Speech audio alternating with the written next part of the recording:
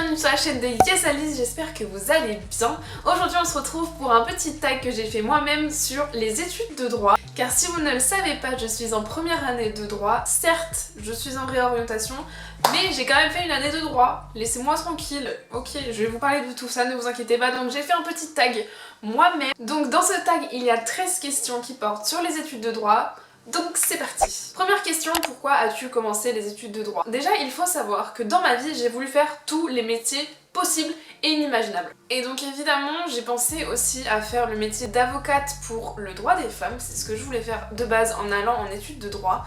Puis au niveau du mois d'octobre, j'ai eu une sorte de révélation et je me suis rendu compte que je n'étais pas destinée à faire du droit, mais à travailler dans la mode, et du coup j'ai décidé de me réorienter. Donc là je suis encore sur Parcoursup, j'attends les dernières réponses pour mes facs pour l'an prochain. Donc voilà, pour le moment je suis en réorientation et de base voilà, je voulais faire des études de droit pour éventuellement travailler dans le droit des femmes. Dans quelle fac es-tu? Je suis dans une petite fac à Angoulême en Charente. Donc vraiment c'est une petite fac. Quand je dis petite fac, c'est petite fac. C'est-à-dire qu'il y a, au début de l'année, il devait y avoir 180 personnes, 160, 180. On s'est retrouvés à la fin de l'année, même dès le deuxième mois, ça se trouve, à 80 personnes dans l'amphithéâtre. Donc vraiment petite fac, et il y a plein d'avantages à être dans une petite fac. Et ça nous amène à la prochaine question qui est: quels sont les avantages et les inconvénients d'une petite fac par rapport à une grande fac? Alors déjà dans une petite fac, il va y avoir beaucoup plus d'aide des professeurs envers les étudiants. Donc les professeurs vont vachement plus prendre le temps de te répondre parce qu'il y a beaucoup moins d'étudiants à gérer. Dans une grande fac qui a plus de 1000 étudiants, si chaque professeur... Ah, la lumière elle est partie. Reviens le soleil.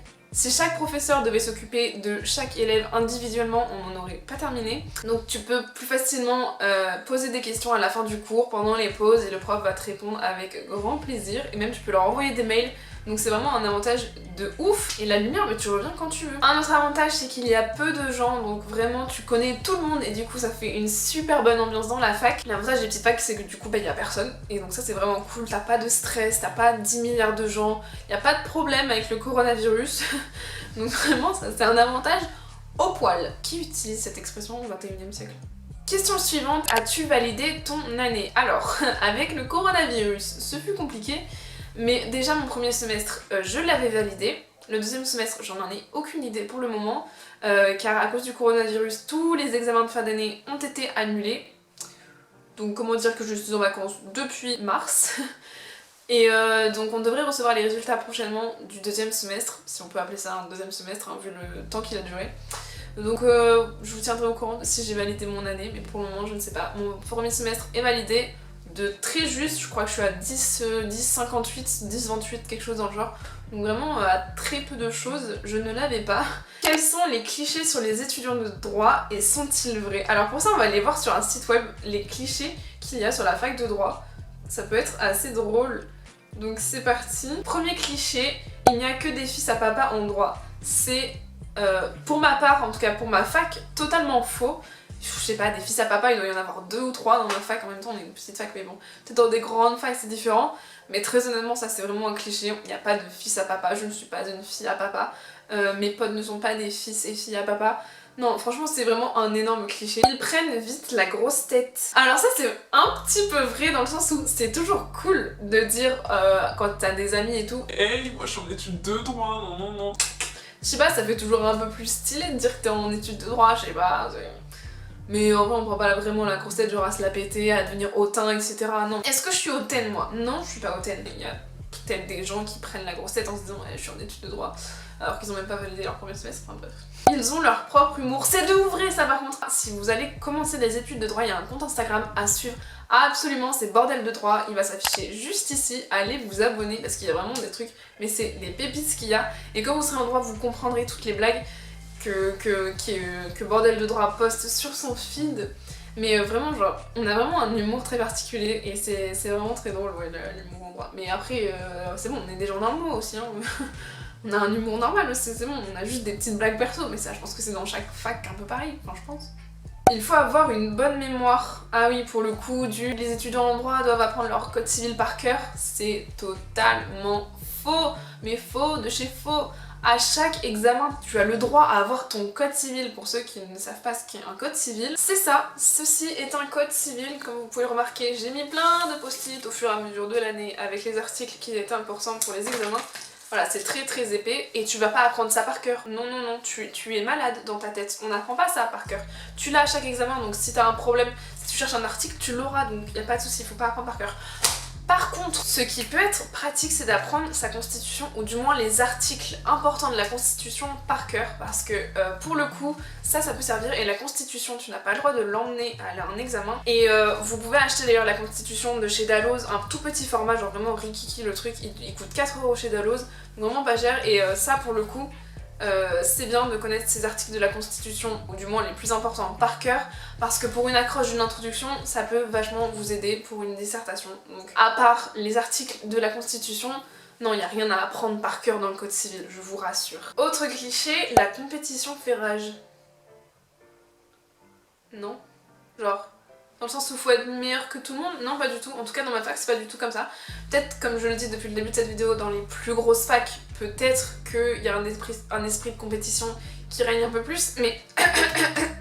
mais en tout cas, dans ma fac, personnellement, il n'y a pas d'esprit de compétition. Genre, non.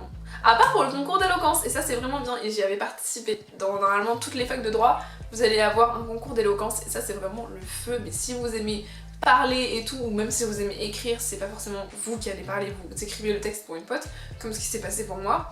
C'est grave cool le concours d'éloquence, et j'avais participé et tout, et les jurys ils avaient bien aimé ce que j'avais fait. C'était cool, j'avais bien aimé. Mais du coup, la finale avait été annulée à cause du coronavirus, évidemment.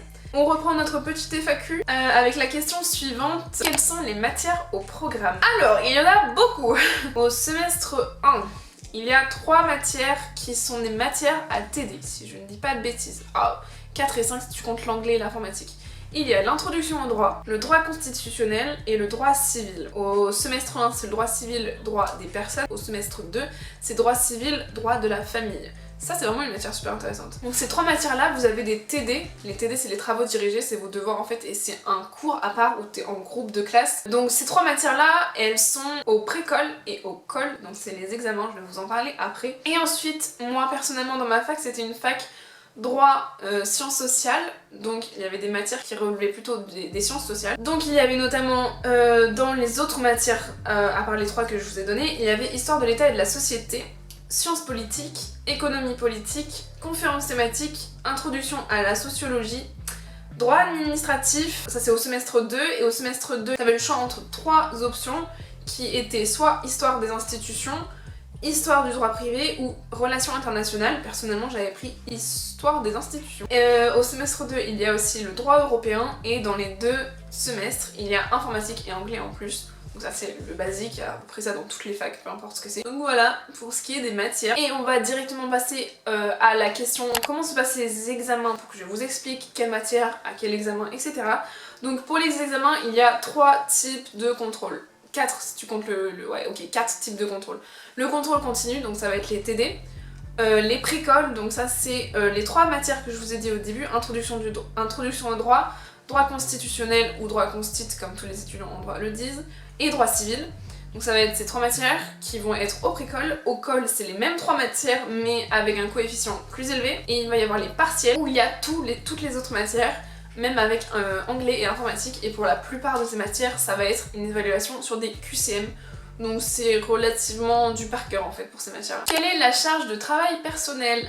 Alors, il y a, moi, pour le premier semestre, il y avait 4 TD par semaine, plus l'anglais et l'informatique une semaine sur 2. Donc 4 TD à faire par semaine, c'est 4, environ à peu près 4 dissertations ou introduction et plan d'une dissertation à faire. C'est pas mal de travail à faire. Donc il faut correctement s'organiser, il faut avoir une bonne organisation, même si moi personnellement j'ai une organisation claquée au sol. J'étais assez flemmarde et je procrastinais pas mal, donc un autre conseil, il faut pas se laisser submerger par la charge de travail, et on va d'ailleurs embrayer avec la question suivante qui est comment faut-il s'organiser? Personnellement au niveau de l'organisation, j'étais pas trop top, je suis pas du genre à m'organiser. Quand je m'organise c'est vraiment qu'il y a un truc qui wouh. Mais ce que je peux vous conseiller c'est déjà pour l'organisation de prendre vos notes de cours en amphithéâtre avec un ordinateur. Ça c'est la meilleure chose que vous puissiez faire. note avec un ordinateur et à chaque fois que vous avez une heure de pause dans la journée, n'hésitez pas à aller travailler à la BU, bibliothèque universitaire. C'est vraiment très très important à chaque heure de pause que vous avez dans la journée, même si c'est en fin de journée, que vous en avez marre ou même si c'est en début de journée, que vous n'avez pas envie d'embaucher tôt, allez à la BU et travaillez vos TD à l'avance et vous allez prendre beaucoup d'avance et ça va vraiment être super cool pour vous. Question suivante, quels sont les débouchés? Je pense que globalement vous connaissez la réponse à cette question, donc on peut devenir magistrat, avocat, juge, greffier, commissaire-priseur, mais il y a aussi des métiers que vous ne pensiez pas, notamment journaliste, mais aussi vous pouvez être avocat dans une grande entreprise. Est-ce que on n'a pas tous un jour rêvé de devenir avocat chez Chanel? Vous pouvez, c'est possible. Non, je ne mens pas. Vous pouvez devenir avocat, avocate chez Chanel, chez Dior, chez Jardiland, chez Universal Studios, chez Disney, chez au PSG. Non, il y a vraiment énormément de possibilités. Ça, c'est vraiment le feu de feu, le feu. Peut-être que je vous aurais donné des inspirations. En tant qu'avocat, vous pouvez travailler dans n'importe quel domaine et ça, c'est vraiment trop bien. Et enfin, dernière question, quel matériel faut-il avoir? Alors premièrement, il faut avoir un ordinateur. Il y a des gens qui prennent leurs notes avec un papier et un crayon, mais franchement c'était vraiment une énorme minorité et la plupart du temps ils changeaient au deuxième semestre et prenaient un ordinateur. Donc je vous conseille de directement prendre un ordinateur. Après vous faites ce que vous voulez si vous êtes à l'aise à l'écrit et que vous arrivez à écrire assez vite parce qu'il faut avoir du débit hein, parce que voilà, les profs ils nous attendent pas. Si vous arrivez, prenez une feuille et un crayon, mais moi je vous conseillerais toujours un ordinateur. Un dossier pour chaque matière. Pour chaque matière, j'avais un petit dossier qui se présentait comme ceci. Donc là, c'est Introduction à la sociologie, où j'ai donc imprimé tous mes cours que j'ai surlignés, etc. Donc pour apprendre, ça c'est vraiment super cool, ça fait un genre de petit livret. Vous avez la matière directement là, il y a plein de couleurs différentes, et franchement ça c'est vraiment cool pour apprendre. À la fin, il y a mes fiches de révision. Et ce genre de petit dossier, on en trouve chez Action vraiment à très petit prix. Et c'est vraiment cool pour bien s'organiser et bien travailler et bien réviser pour les examens. Et enfin, ce qui est super important, c'est d'avoir un code civil comme celui que je vous ai montré tout à l'heure. Donc de toute façon, à chaque rentrée, il y a des promotions sur les codes civils. Celui-là, il était avec un lexique juridique. Vous en trouvez partout, Cultura, hein, vous allez en trouver partout de ce genre de code civil. Je vous conseille le rouge parce que le rouge c'est celui qui coûte 20€. Si vous prenez un bleu, enfin il y en a d'autres qui coûtent 60€, je vous conseille d'éviter de prendre un code civil à 60€. Celui-là c'est le parfait code civil pour les étudiants, donc il y a des annotations, il y a plein de choses grave bien quand tu commences pour apprendre à lire un code civil. Donc c'est celui que je vous conseille, le code civil de chez Dalloz qui se présente comme ceci, voilà. S'il y a un code civil que je peux vous conseiller, c'est celui-ci. Il est vraiment bien et pour les étudiants qui commencent, qui débutent, c'est le meilleur et même pour toute ta scolarité en fait en droit, ça va être le meilleur code civil que je peux te conseiller. Et éventuellement, comme je vous l'ai dit tout à l'heure, vous pouvez acheter la constitution. Donc ça va être chez Dalloz, il y a des toutes petites constitutions à 4,99€ donc, ou à environ 5€. Donc vraiment très peu cher et très pratique, tu le mets dans ton sac et c'est nickel. Voilà, c'est la fin de cette vidéo, j'espère qu'elle vous aura plu, j'espère qu'elle ne sera pas trop longue, j'espère que je me serai pas éternisée, j'espère qu'elle vous aura éclairé dans votre choix d'études si ce n'est pas encore fait. Si vous avez des questions, n'hésitez pas à me les poser en commentaire, je répondrai à chacun d'entre vous. En attendant, je vous fais plein de gros bisous et je vous dis à très bientôt pour de nouvelles aventures.